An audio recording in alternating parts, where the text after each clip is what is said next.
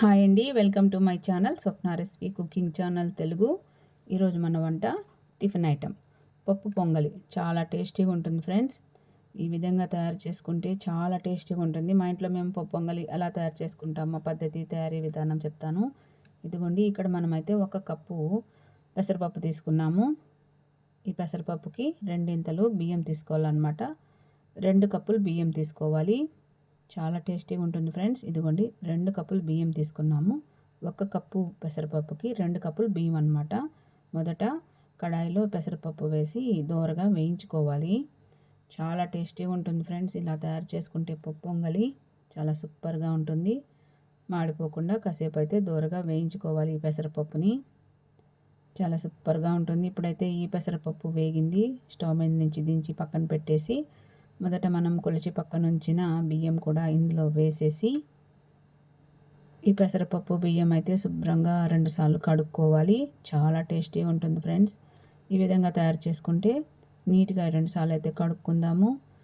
Video ఎక్కడ skip చేయకండి friends. Like చేయండి, కామెంట్ చేయండి. మీకు ఎలా వచ్చింది కామెంట్ చేయండి. మీలో ఎంతమందికి పప్పు పొంగల్ అంటే ఇష్టం కామెంట్ చేయండి.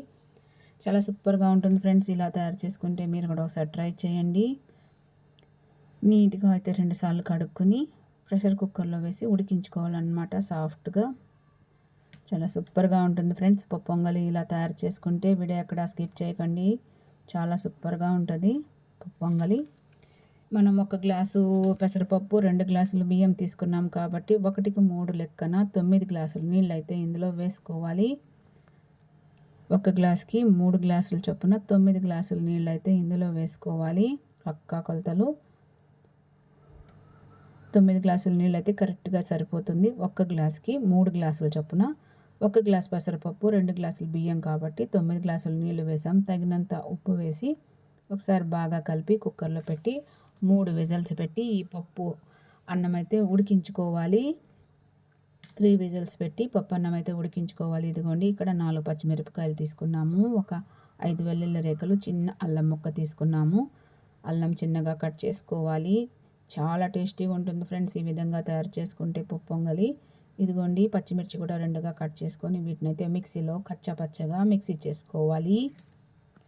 చాలా సూపర్గా ఉంటుంది. మరి పేస్ట్లా చేసుకోకుండా కచ్చాపచ్చగా మిక్సీ చేసుకోవాలన్నమాట. ఈ విధంగా ఇలా మిక్సీ చేసుకొని స్టవ్ పైన కడాయి పెట్టి 2 టేబుల్ స్పూన్లు ఆయిల్ వేసి ఇప్పుడు ఇందులో 1 స్పూన్ మిరియాలు, 1 స్పూన్ జీలకర్ర, 1 టేబుల్ స్పూన్ పచ్చిశనగపప్పు వేసి కాసేపు అయితే వేగనివ్వాలి. చిటికెడు పసుపు వేసి కాసేపు అయితే ఈ పప్పులు కాసేపు వేగనివ్వాలి. ఇదిగోండి, మనం ముందు మిక్సీ చేసుకున్న పచ్చిమిర్చి అల్లం పేస్ట్ వేసి పచ్చివాసన పోయే వరకు కాసేపు అయితే వేగనివ్వాలి. ఇందులో 2 రెమ్మల కరివేపాకు కూడా వేసుకోవాలి. చాలా టేస్టీగా ఉంటుంది ఫ్రెండ్స్ ఇలా తయారు చేసుకోవడం వల్ల. ఇదిగోండి, పచ్చివాసన పోయే వరకు వేగనివ్వాలి. ఈ మాత్రం వేగితే సరిపోతుంది. ఇప్పుడు ఇందులో ఉడికించి పక్కన ఉంచిన పప్పు అన్నం కూడా వేసుకోవాలి. చాలా సూపర్గా ఉంటుంది ఫ్రెండ్స్. మీరు కూడా ఒకసారి ట్రై చేయండి. పప్పు పొంగలి చాలా సూపర్గా ఉంటుంది. ఈ పొంగలి అయితే ఈ తాలింపులో వేసుకోవాలి. మాకైతే కరెక్ట్గా వచ్చింది. మేము వేసిన 9 గ్లాసుల నీళ్ళకైతే ఈ మాత్రం ఉడికింది రైస్. చాలా సూపర్గా ఉంటుంది ఫ్రెండ్స్. మరీ గట్టిగా ఉంటే కొద్దిగా వేడి నీళ్ళు యాడ్ చేసుకోవాలి. కలుపుకుంటే సరిపోతుంది. వేడి నీళ్ళు వేసి కలుపుకుంటే సాఫ్ట్గా వస్తుంది. మాకైతే కరెక్ట్గా వచ్చింది. మేము వేసిన 3 గ్లాసులు పప్పు బియ్యంకి 9 గ్లాసుల నీళ్ళు అయితే కరెక్ట్గా సరిపోయింది. ఈ మాత్రం క్వాంటిటీ వస్తే సరిపోతుంది. మరీ గట్టిగా వస్తే కొద్దిగా వేడి నీళ్ళు వేసి కలుపుకోవచ్చు. ఇదండి, ఇప్పుడు ఇందులో 1 స్పూన్ నెయ్యి వేసి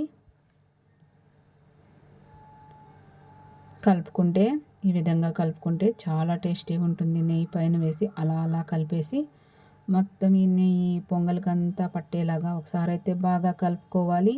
చాలా సూపర్గా ఉంటుంది ఫ్రెండ్స్. పప్పు పొంగల్ అయితే రెడీ అయిపోయింది.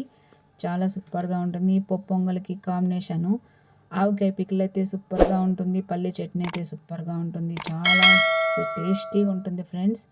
మీరు కూడా ఒకసారి ట్రై చేయండి. ఇదండి, మన పప్పు పొంగల్ అయితే రెడీ అయిపోయింది. సర్వ్ చేసుకుందాము. చాలా సూపర్గా ఉంటుంది. చట్నీ ఏమి లేకపోయినా తినవచ్చు. చట్నీ కావాలంటే ఆవకాయ పచ్చడితో సూపర్ ఉంటుంది. ట్రై చేయండి. మీకు ఎలా వచ్చింది కామెంట్ చేయండి. పప్పు పొంగలి నచ్చితే లైక్ చేయండి, షేర్ చేయండి, కామెంట్ చేయండి, సపోర్ట్ చేయండి. మీకు ఎలా వచ్చింది కామెంట్ చేయండి. పప్పు పొంగల్ అయితే రెడీ అయింది ఫ్రెండ్స్. మీరు కూడా ట్రై చేయండి. మీకు ఎలా వచ్చింది కామెంట్ చేయండి. నచ్చితే లైక్ చేసి సబ్స్క్రైబ్ చేసుకోండి.